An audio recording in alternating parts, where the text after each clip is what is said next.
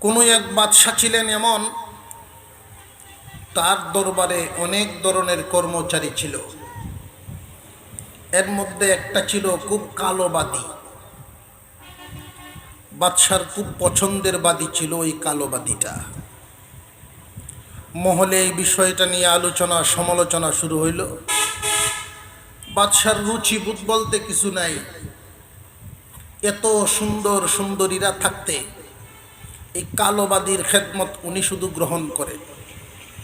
কালোবাদী যদি নাস্তা বানায় দেয় উনি খুব মজা করে খান। কালোবাদীটাই যদি বিছনা গুছায়া দেয় উনি আরাম করে ঘুমান। কালোবাদী ছাড়া অন্য কারোর খেদমতে উনি খুশি হন না। এই সমালোচনা গুঞ্জন যখন রাজমহলে চলতে লাগলো, বাদশার কান পর্যন্ত এই খবরটা পৌঁছে গেল। বাদশাহ একদিন ঘোষণা দিলেন উজিরের সাথে আলোচনা করে, 1 ঘন্টার সুযোগ দেওয়া হোক, বাইতুল মালের দরজা খুলে দেওয়া হোক। আমার রাজমহল তো তা আশপাশের যত মানুষ আছে সবার জন্য সুযোগ করে দিলাম, যে যা পারে নিতে যেন পারে। 1 ঘন্টার ভিতরে যে যা নিবে এটার মালিক সে হয়ে যাবে। বাইতুল মালের দরজা খুলে দেওয়া হলো। যার যেমন মন চায় এমনই মাল নেওয়া শুরু করছে। কেউ 100 ভরি স্বর্ণ নিল, কেউ 500 ভরি রূপা নিল।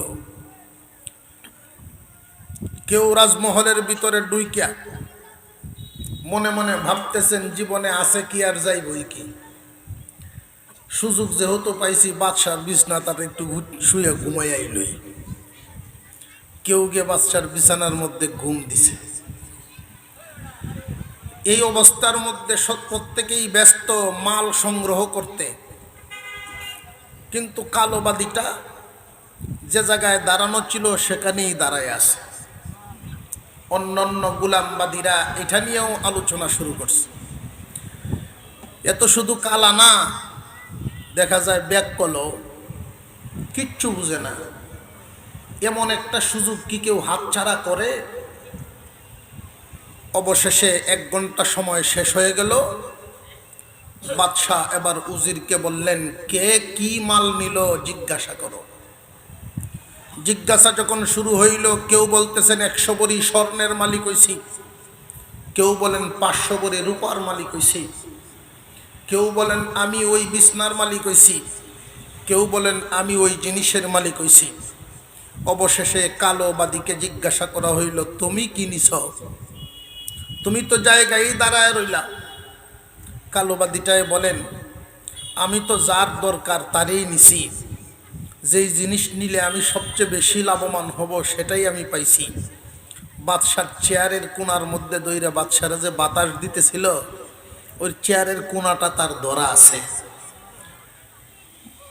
কালোবাদীটায় বুঝায় দিল যে এই বাদশার চেয়ার ধরে রাখছে, এই বাদশাকে আমি নিছি। সবাই অবাক হয়ে গেল, আমরা তো সবাই ঠকে গেলাম।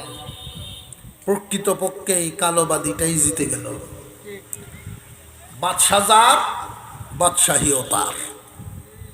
100 ভরি স্বর্ণের দাম বেশি না বাদশাহীর দাম বেশি? বাদশাহীর দাম বেশি। মানুষের মধ্যে এমন কিছু মানুষ আছে যারা আল্লাহর সন্তুষ্টির জন্য সব বিলায় দিতে রাজি।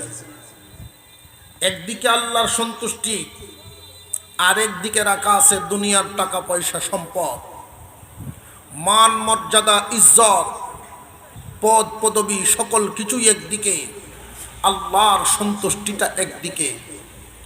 জমিনের সব মানুষের বেলায় এই কথাটা বলেন নাই। আল্লাহ বলেছেন কিছু মানুষ এমন আছে যারা আল্লাহর সন্তুষ্টিটাকেই তালাশ করবে।